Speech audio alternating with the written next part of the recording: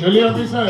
দাঁড়ারঙ্গা, তোর বাপ ইকবালকে বলবি ও যদি এই জঙ্গলে শাহেনশাহ হয় তো আমিও এই জঙ্গলে রাখওয়ালা। হিম্মত থাকলে ফোন নয় বল ময়দানে ছেড়ে উঠতে তবে লড়াই ওয়ান ইস টু ওয়ান। মাঝখানে নাচবে জঙ্গলে কোনো বাঘ ভাল্লুক আর হাসবে ওর এই পোশাক কুত্তাগুলো। অনেক অফিসার শিবেশ চট্টোপাধ্যায় আমার নাম। মাথার কোনো ওই দাঁতুর আমি রাখওয়ালা। ওই পশু পাখিকে পৃথিবীতে বাঁচিয়েছেন ও পরওয়ালা। তাই ফিরে থাকা জঙ্গলের দিকে তার চোখ আমি ওপরে নেবো। গাছ কাটার জন্য তার গলা কেটে দু ভাগ করে দেবো। ওয়ার্নিং দিলাম তোকে, গিয়ে বোঝা তোর বাপ ইকবালকে। আমি জানি তোদের মতো কোনো আততাই কেড়েছে আমার বাবাকে। হোক সে মানুষ অথবা জানোয়ার, যেখানে লুকিয়ে থাক খুঁজে দেখে আমার বাকিনি মায়ের পায়ের তলায় তাকে না আসবে আইন আদালত। আমার বন্ধুকে সবকটা গুলি খালি করবো ওর মাথায়। প্রতিশোধ দেবো বাবার খুনের, শান্তি ফেরাবো মায়ের। কিচ্ছু করতে পারবে না অফিসার। আজকে বোঝালাম, এরপর আর বোঝাবো না। বুঝবে তো তুমি সেই দিন যেদিন একের পর এক গুলি এসে ঢুকবে তোমার শরীরে। এখনো সময় আছে, নিজেকে শুধরে নাও। সেদিন জন্য আমিও প্রস্তুত। তাকে দেখছিস কি বাড়িয়ে দেখ জঙ্গলের দিকে, তোর দু ঠ্যাং ধরে চিরে দেবো। অনেক হয়ে গেছে, আর কিছু হতে দেবে না শিবেশ।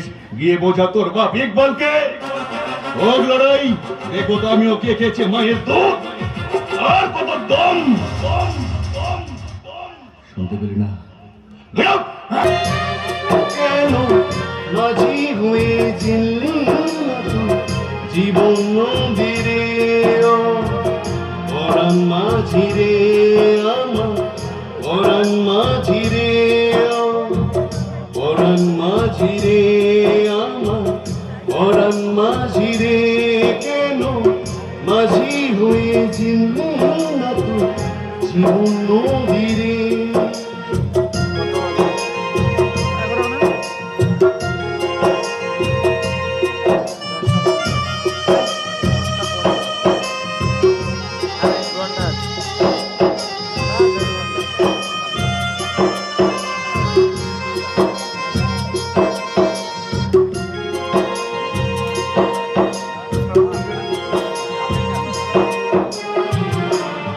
শখের জোয়ার বাটা আগবে জীবনে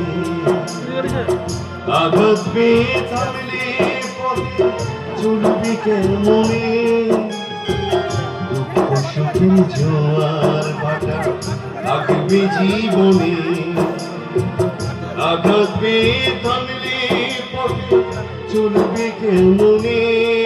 তুই নিরাশ হয়ে বাঁধিস না তুই সাদের দড়ি রে পরাণ মাঝি রে আমার পরাণ মাঝি রে কেন মাঝি হয়ে চিনলি না তুই জীবন নদীরে পরাণ মাঝি রে আমার পরাণ মাঝি রে পরাণ মাঝি রে।